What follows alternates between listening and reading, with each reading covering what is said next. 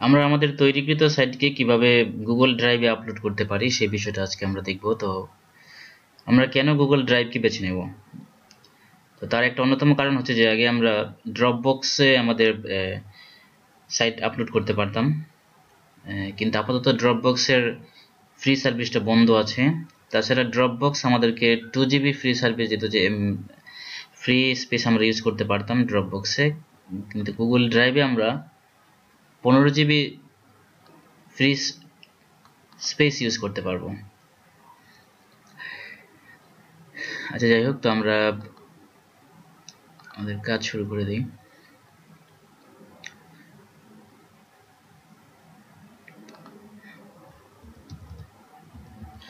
আমরা গুগল ড্রাইভে যাই।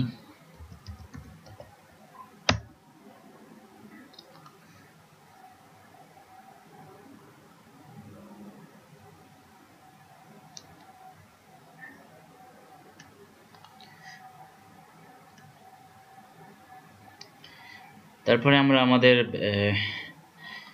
জিমেল আইডি দিয়ে সাইন ইন করব।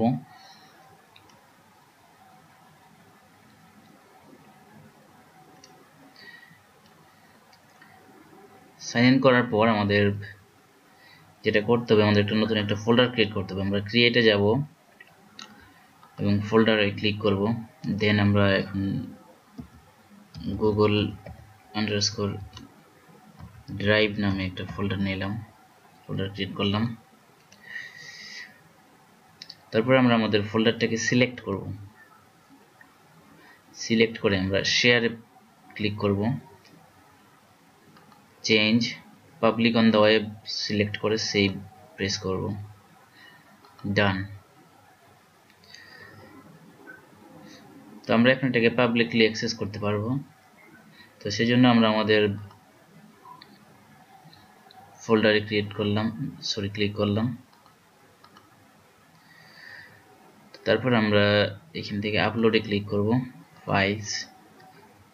তো আমরা এখানে যে ফাইলটা আমাদের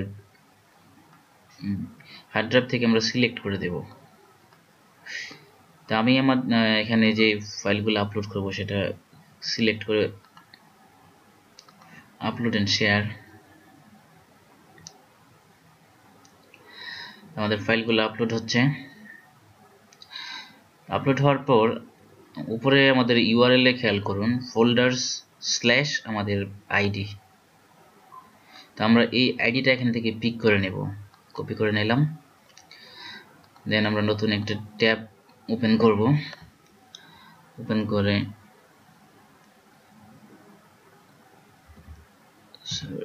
গুগল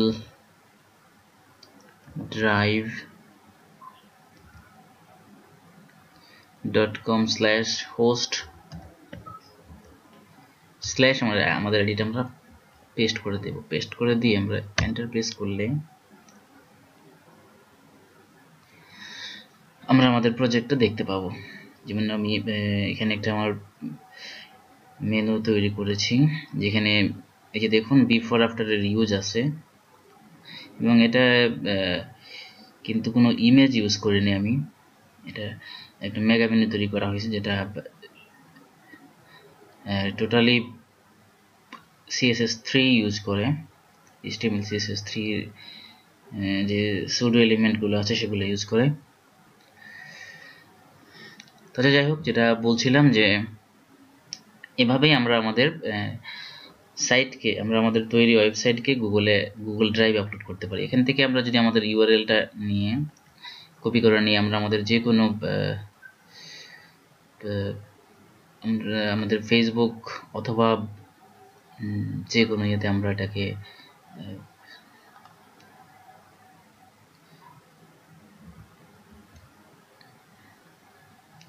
দিতে পারি। তো আমরা যদি পোস্ট করি,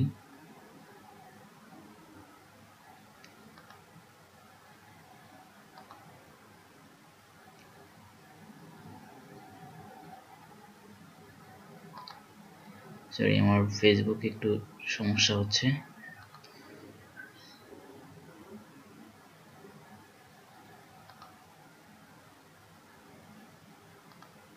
যাই হোক, তো আপনারা এটা আপলোড আশা করি করতে পারবেন।